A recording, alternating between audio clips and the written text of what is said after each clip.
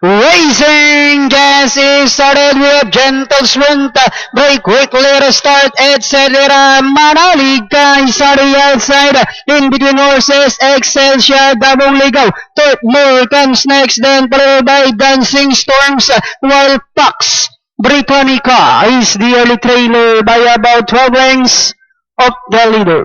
Racing down the backstretch with the fast is stepping, etc. on its favorite position as the pace setter, enjoying a 3 lengths lead. Manaliga in second, Gentle Strength is Danari inside, then Flex Online is Excelsior, Third Moore, Dancing Storms, Damong Ligaw, second last, while Fox Britannica is still racing in less, and the fourth turn where it's set.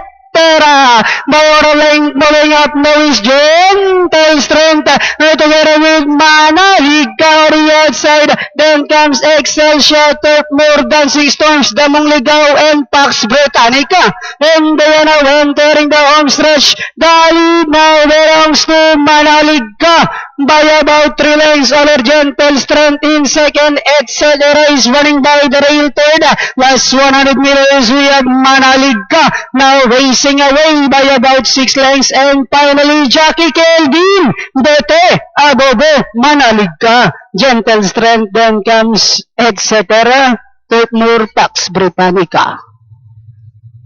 Numero 6, Manaliga ang siyang unang tumawid sa ating finish line, driven by Kelvin Betty Abobo. Talagang blade na blade si Kelvin yun. Then masisigundo ang numero 2, Gentle Strength, etc. Third Moore.